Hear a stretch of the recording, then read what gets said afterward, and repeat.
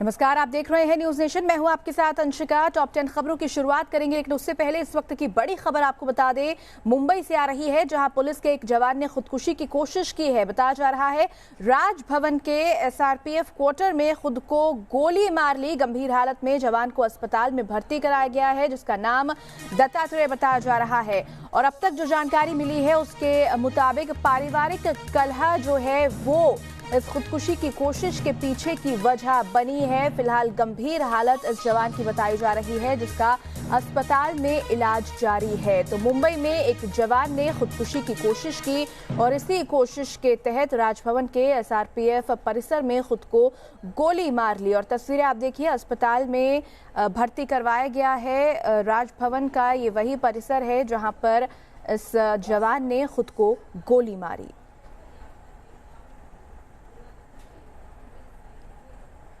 दुर्कोटा में लेडी दबंग की दबंगई देखने को मिली। मध्य प्रदेश के हेड कांस्टेबल की पत्नी ने टोल टैक्स मांगने पर बीच सड़क पर हंगामा और तोड़फोड़ किया।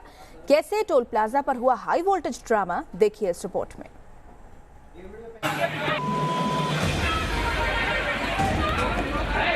टोल प्लाजा पर high voltage drama.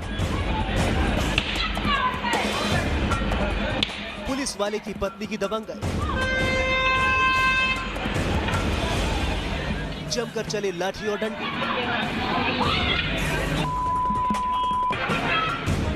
Toll plaza में तोड़फोड़ करती ये महिला मध्य प्रदेश पुलिस में हेड कांस्टेबल की पत्नी।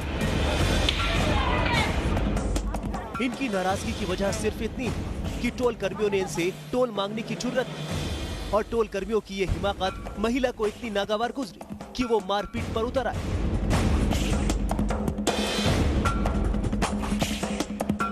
तस्वीरें राजस्थान के कोटा जिले की हैं, जहां एक पुलिस वाले की पत्नी की दबंगई सामने आई। सिमलिया टोल प्लाजा पर टोल कर्मियों ने एक पुलिस वाले से टोल मांगा। इस पर हेड कांस्टेबल और उसकी पत्नी ने अपना रौब दिखाया, लेकिन जब टोल कर्मियों ने बिना टोल टैक्स दिए कार को निकलने नहीं दिया तो मोहतरमा को गुस्सा आ गया और उसने कार में रखे डंडे को निकालकर टोल प्लाजा पर जमकर तोड़फोड़ की। साथ ही टोल कर्मियों से मारपीट भी की गई।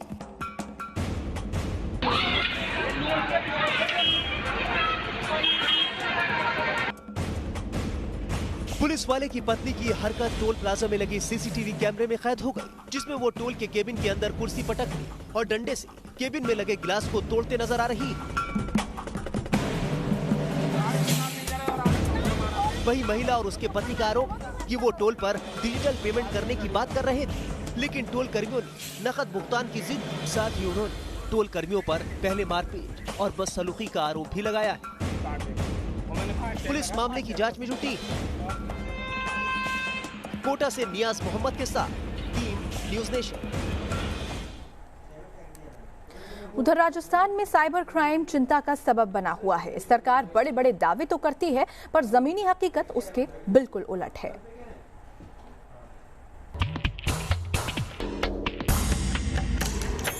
राजस्थान में साइबर क्राइम का ग्राफ तेजी से बढ़ा है। प्रदेश में ऑनलाइन ठगी के मामले चौंकाने वाले हैं। हालात ये हैं कि करीब करीब हर रोज लोगों को शिकार बना रहे हैं। राजस्थान में बढ़े साइबर क्राइम के ग्राफ ने पुलिस की चिंता बढ़ा दी है। हालांकि एक्सपर्ट्स मानते हैं कि साइबर क्राइम से निपटने में राजस्थान पुलिस का सुस्त रवैया इसके लिए जिम्मेदार है। अभी हमारी सरकार है वो साइबर क्राइम के प्रति जागरूक नहीं हुई है। साइबर क्राइम खोलने के लिए जो संसाधन चाहिए, जिस तरह की टेक्नोलॉजी चाहिए, जिस तरह के प्रशिक्षण की आवश्यकता है, वो अभी पुलिस के पास नहीं है, न उनके पास नॉलेज है। अब यदि किसी के बैंक से पैसे निकल जाते हैं तो उसके बाद जो पैसे निकलते हैं वो विदेशों में बैठे लोग हैं, वो हैकिंग करके पैसे निकाल रहे हैं। पर हमारी यहाँ की पुलिस अभी इतनी ट्रेंड नहीं है कि वो ये ट्रैक कर सके कि ये पैसे आखिर निकले कहाँ से हैं। राष्ट्रीय अपराध रिकॉर्ड ब्यूरो के आंकड़ों पर नजर डालें तो महाराष्ट्र और कर्नाटक के बाद राजस्थान में सबसे ज्यादा क्रेडिट और डेबिट कार्ड के जरिए जालसाजी की घटनाएं सामने आई हैं। रिपोर्टें दर्ज नहीं करते हैं, तो सरकार को साइबर क्राइम को गंभीरता से लेना चाहिए, इनके संसाधन उपलब्ध कराने चाहिए, इसके लिए ट्रेनिंग देनी चाहिए। और चूंकि अब जो बैंकों के अंदर हालात हो रहे हैं उसमें लोग दरअसल में एटीएम कार्ड हैं, डेबिट कार्ड हैं, क्रेडिट कार्ड हैं, वो लोग रखने से कतराने लग गए हैं। राजस्थान में हर रोज साइबर क्राइम के 2 मामले सामने आते हैं। इनमें 17% अपराधी पकड़ लिए जाते हैं। साइबर क्राइम के मामले में जयपुर तीसरे स्थान पर है। फर्जी कॉल सेंटर बनाकर ये ठगी हो रही है। डिजिटलाइजेशन के दौर में पुलिस के सामने कई चुनौतियां हैं। अपराधी जुर्म के लिए तरह तरह के हथकंडे अपनाकर लोगों को अपना शिकार बनाते हैं। जरूरत है पुलिस को और अलर्ट और अपडेट होने की, जिसके जरिए जुर्म पर लगाम लगाई जा सके। जयपुर से लाल सिंह फौजदार के साथ टीम न्यूज नेशन। उधर महाराष्ट्र के महामुकाबले में बीजेपी के साथ चुनावी मैदान में उतरी शिवसेना की नजर सीएम की कुर्सी पर है। पार्टी प्रमुख उद्धव ठाकरे ने खुद इसके संकेत दिए तो बीजेपी उस पर चुटकी लेती नजर आई।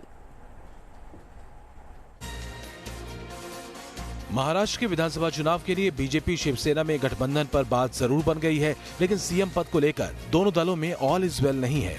ये अटकलें तब लगाई जाने लगी जब शिवसेना प्रमुख उद्धव ठाकरे के बयान पर बीजेपी ने तंज कसा।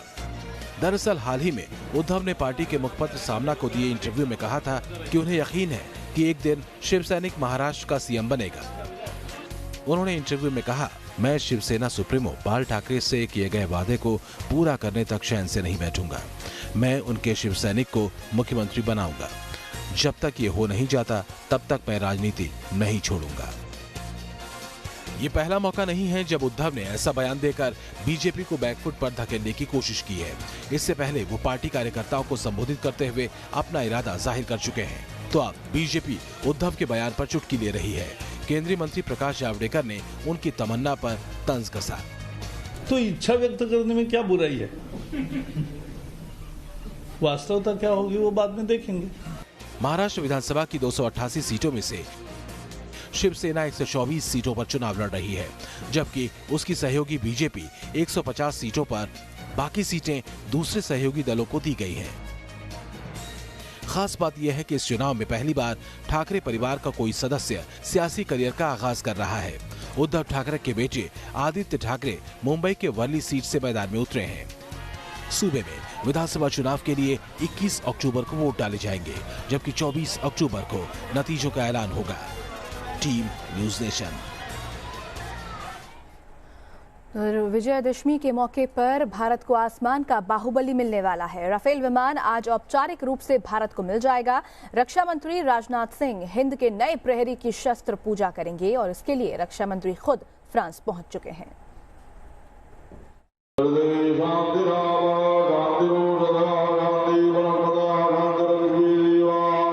इसी तरह विधि विधान से पूजन के साथ हिंदुस्तान की सेना में शामिल हो जाएगा जंग का बाहुबली राफेल। वो राफेल जो आसमान में हिंद का प्रहरी होगा और जमीन पर दुश्मन का शिकारी।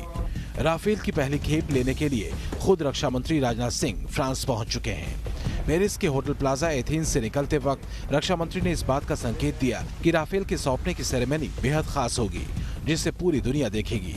स्वाभाविक है, सबको उत्साह होगा। तो राफेल हैंडओवर होगा। तो कितने उत्साहित हैं उसके लिए? उस सेरेमनी को आप भी देखिए।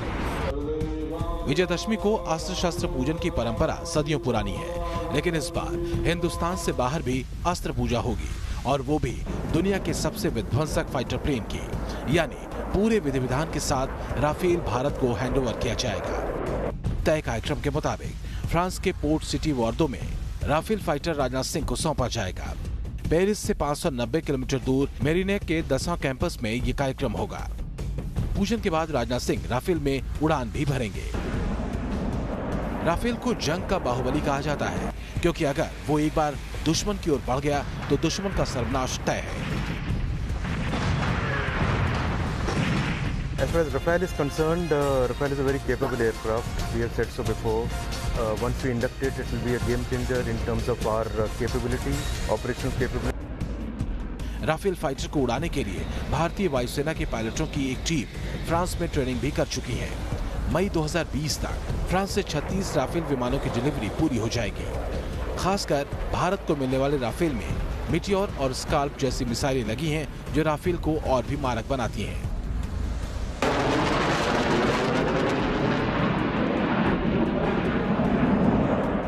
ये राफेल न्यूक्लियर हथियारों से भी लैस है। इसकी वजह से इंडियन एयरफोर्स की ताकत कई गुना बढ़ जाएगी। भारतीय वायुसेना राफेल लड़ाकू विमानों को सबसे पहले हरियाणा के अंबाला और पश्चिम बंगाल में हाशीमारा में तैनात करने वाली है। Team news nation. और शरीफ आपको हांगकांग में बढ़ते बवाल की तस्वीरें दिखाते हैं, जहां हर रोज पुलिस और प्रदर्शनकारियों की भिड़ंत हो रही है। हांगकांग में चेहरे पर नकाब पर बैन लगाने के बाद प्रशासन का ये जो फैसला था, उसको लेकर युवा भड़के हुए हैं। विरोध पर उतारू युवाओं ने पुलिस वालों से भी अपने चेहरों के नकाब हटाने के लिए कहा है। तो देखिए किस तरीके से हांगकांग में विरोध प्रदर्शनों का दौर लगातार जारी है और पुलिस और प्रदर्शनकारी आपस में भिड़ गए। उधर भारत को स्विट्जरलैंड से भारतीयों के जमा काले धन से जुड़ी पहली जानकारी मिल गई है। स्विट्जरलैंड के फेडरल टैक्स एडमिनिस्ट्रेशन ने AOI पर ग्लोबल स्टैंडर्ड्स फ्रेमवर्क के तहत फाइनेंशियल अकाउंट्स पर सूचनाओं का आदान प्रदान किया है।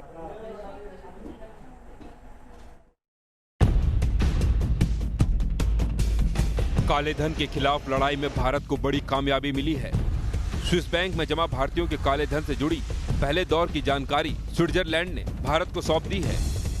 इन जानकारियों में खाता धारक की पहचान, खाते और पैसों से जुड़ी जानकारी शामिल है। इसमें सक्रिय खातों की भी जानकारी शामिल है।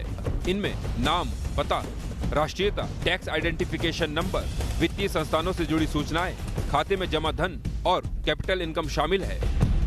स्विट्जरलैंड के फेडरल टैक्स एडमिनिस्ट्रेशन ने 75 देशों से खातों के ब्यौरे साझा किए हैं, जिनमें भारत भी शामिल है। FTA ने समझौते में शामिल देशों को कुल 31 लाख खातों का विवरण भेजा है, जबकि इन देशों से उसे 24 लाख जानकारियां मिली हैं। स्विस बैंक में पैसा जमा करने वाले देशों की सूची में भारत दुनिया भर में 74वें पायदान पर है, जबकि ब्रिटेन का नंबर पहला है। Team news nation. चलिए बढ़ते हैं आगे और अब बात करते हैं कश्मीर की, जहां पर सैलानियों के आने जाने पर पाबंदी को हटाया जा रहा है। आपको बता दें कि 10 अक्टूबर से देश और दुनिया के पर्यटक घाटी का एक बार फिर से दीदार कर सकेंगे। 2 महीने बाद घाटी पर्यटकों से गुलजार होगी।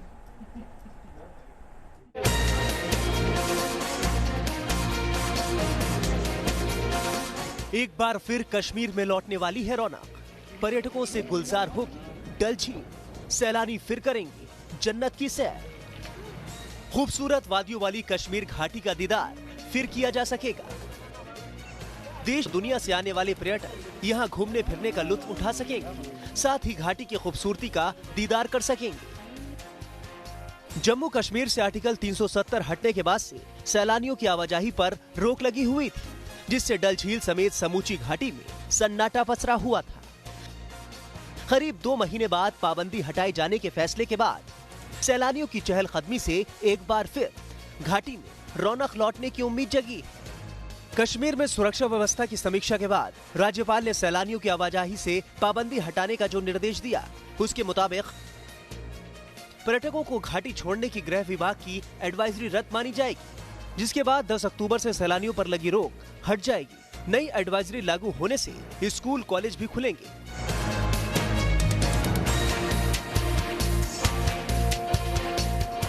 पर्यटकों से गुलजार रहने वाला कश्मीर एक बार फिर देश दुनिया के पर्यटकों को अपनी ओर लुभाने के लिए तैयार है। फिर बेरोक टोक कीजिए जन्नत की सैर। Team news nation. तो जम्मू कश्मीर में जब से आर्टिकल 370 हटाया गया है, तब से वहां के युवाओं में कई बदलाव देखे गए हैं। अभी कुछ दिनों पहले कई युवा लड़के देश की रक्षा के लिए आर्मी भर्ती रैली में पसीना बहा रहे थे, और अब जम्मू में महिला खिलाड़ी क्रिकेट की पिच पर जमकर पसीना बहा रही हैं। ये सभी खिलाड़ी नेशनल टीम के लिए ट्रायल देने जम्मू पहुंची हैं। इस तस्वीर को गौर से देखिए। ये तस्वीर कश्मीर में बदलते हालात की गवाही दे रही है। आर्टिकल 370 हटने के बाद धरती के जन्नत के बदलते माहौल की तस्वीर है। ज्यादा दिन नहीं बीते जब घाटी में लड़कियों के हाथों में पत्थर नजर आते थे। अब उसी घाटी में पत्थर की जगह लड़कियों के हाथों में बैट बॉल हैं। ये लड़कियां क्रिकेट के मैदान में देश का नाम रोशन करने के लिए जमकर पसीना बहा रही हैं। जम्मू के क्रिकेट स्टेडियम में पसीना बहा रही ये लड़कियां आतंक प्रभावित इलाकों से आई हैं। शोपियां, अनंतनाग और पुलवामा से आई ये लड़कियां नेशनल टीम के लिए ट्रायल देने जम्मू पहुंची हैं। सिलेक्शन ट्रायल के लिए होने वाले मैच 14 अक्टूबर से शुरू होंगे। घाटी के अलग अलग गांव से निकली महिला क्रिकेटर्स के इरादे एकदम पक्के हैं। ये सभी देश के लिए खेलना चाहती हैं और इसके लिए ये सभी खिलाड़ी कड़ी धूप में प्रैक्टिस कर रही हैं। जम्मू कश्मीर से आर्टिकल 370 हटाए जाने के बाद घाटी में कानून व्यवस्था कड़ी कर दी गई थी, जिसके चलते ये लड़कियां प्रैक्टिस नहीं कर पा रही थी। लेकिन अब घाटी में माहौल पहले से कहीं बेहतर है। धीरे धीरे जिंदगी पटरी पर लौट रही है और अपनी काबिलियत के दम पर ये लड़कियां अपनी किस्मत की लकीरों को बदलने के लिए जी जान से मेहनत कर रही हैं। हमारे लिए सर कहीं ना कहीं मुश्किल तो है, लेकिन सर हम ऐसे पैशनेट है क्रिकेट को लेके कि हम इन चीज़ों को ध्यान नहीं देते। हमारे जितने भी प्लेयर्स हैं यहाँ पे कश्मीर के बहुत हार्ड वर्किंग है, उनमें बहुत टैलेंट है। बस ये है कि टेक्निक्स की प्रॉब्लम है, वो भी इंशाल्लाह जल्दी आ जाएगी। इन महिला क्रिकेटर्स को न सिर्फ अपने घर वालों और दोस्तों का सपोर्ट मिला है, बल्कि सरकार की तरफ से भी इन्हें भरपूर समर्थन मिल रहा है। इन खिलाड़ियों का कहना है कि सरकार की तरफ से जितनी सुविधाएं मिलेंगी, खिलाड़ियों का हौसला उतना ही मजबूत होता जाएगा। सर अगर मैं पेरेंट्स की बात करूं, आज जो भी मैं हूं, मैं सिर्फ मेरे फ्रेंड्स और मेरी फैमिली की वजह से हूं यहाँ पे। स्पोर्ट्स एक ऐसी चीज़ है ना कि जो जैसे कि 2 स्टेट्स को मिलाती है, 2 बच्चों को मिलाती है, 2 कंट्रीज़ को मिलाती है। तो मुझे लगता है कि अगर मतलब कश्मीर की जो गवर्नमेंट है या जम्मू कश्मीर की जो गवर्नमेंट है, अगर वो थोड़ा सा स्पोर्ट्स को लेके मतलब काफ़ी सपोर्ट करे, चाहे गर्ल्स हो या बॉयज़ हो, तो मुझे लगता है कि काफ़ी इंप्रूवमेंट हो सकता है उस चीज़ से। सिलेक्शन के लिए ये लड़कियाँ टीम इंडिया के साथ खेलने की हसरत रखती हैं। इनकी मेहनत और जज्बे को देखकर लगता है कि इनके सपने एक दिन जरूर साकार होंगे। इसमें कोई दो राय नहीं कि जम्मू कश्मीर में ऐसी कई ताकतें हैं जो यहाँ के माहौल को खराब करने की लगातार कोशिशें करती रहती हैं। लेकिन अगर सरकार जम्मू कश्मीर के युवाओं, खासकर यहाँ की महिलाओं को प्रोत्साहित करे तो इन ताकतों को आसानी से रोका जा सकता है। वीडियो जर्नलिस्ट एजाज अहमद के साथ शाहनवाज खान, न्यूज नेशन, जम्मू। उधर जम्मू कश्मीर के सांबा में राज्य पुलिस ने भर्ती रैली का आयोजन किया, जिसमें बड़ी संख्या में स्थानीय युवाओं ने हिस्सा लिया। इस रैली के जरिए सीमावर्ती जिलों में खाली पड़े पुलिस के अलग अलग पदों पर उम्मीदवारों की भर्ती की जानी है, जिसे लेकर युवाओं में खासा उत्साह है। ये तस्वीरें तमाचा है उस पाकिस्तान को जो जम्मू कश्मीर की फिजा में आतंक की हवा फैलाने की फिराक में रहता है। ये तस्वीरें जवाब है उन लोगों को जो जम्मू कश्मीर से 370 हटने का विरोध करते हैं, क्योंकि ये तस्वीरें हैं बदलते जम्मू कश्मीर की, जहां का युवा देश के लिए कुछ करना चाहता है। जम्मू कश्मीर के सांबा में राज्य पुलिस ने एक भर्ती रैली का आयोजन किया, जिसमें बड़ी संख्या में स्थानीय युवाओं ने हिस्सा लिया। इस रैली के जरिए सीमावर्ती जिलों में खाली पड़े पुलिस के अलग अलग पदों पर उम्मीदवारों की भर्ती की जानी है, जिसे लेकर युवाओं में खासा उत्साह देखने को मिल रहा है। पुलिस की कांस्टेबल की भर्ती चल रही है अभी, तो बहुत अच्छा है। इधर फैसिलिटी भी है, बहुत कुछ है। तो बहुत देर के बाद आई है सारे भर्ती, लेकिन ऐसे ही चलना चाहिए। और भी भर्तियाँ खुली हैं, पैरामिलिट्री की खुली है, उसकी आर्मी की भी आ रही है, पुलिस की आ रही है, एसपीओ के भी साथ में लग रहे हैं। अब एसपीओ के भी फॉर्म लग रहे हैं इधर पुलिस लाइन में, उसके बाद BSF की वो हो रहे हैं। लेकिन अभी फिलहाल जो बॉर्डर वालों के लिए है वो सही मायने में यही लग रहे हैं अभी, क्योंकि इसमें बॉर्डर सर्टिफिकेट देख रहे हैं। फिलहाल 70 SPO की भर्ती होनी है, जिसके लिए करीब 700 युवाओं के आवेदन आ चुके हैं। इन पदों के लिए आवेदन की आखिरी तारीख 22 अक्टूबर है। इस भर्ती रैली में महिला उम्मीदवार भी हिस्सा ले रही हैं। बताया जा रहा है अब तक 450 से ज्यादा महिला उम्मीदवारों के आवेदन मिल चुके हैं। 2 बटालियन खास तौर पर महिलाओं के लिए होगी, जो कि सीमावर्ती जिलों के लिए हैं। इसमें जम्मू और कश्मीर क्षेत्र के 5-5 जिले हैं। एम्प्लॉयमेंट तो एक बहुत बड़ा पुल फैक्टर होता है और यूथ में बहुत बड़ा जोश भी है। काफ़ी संख्या में जो है बच्चे जो हैं फॉर्म भर रहे हैं। तो जम्मू कश्मीर के युवाओं ने ठान लिया है वो पाकिस्तान और अलगाववादियों की किसी चाल को कामयाब नहीं होने देंगे और सिस्टम का हिस्सा बनकर हर चुनौती का सामना करेंगे। Team news nation. और चलिए इस बुलेटिन में इतना ही। आप देखते रहिए न्यूज नेशन।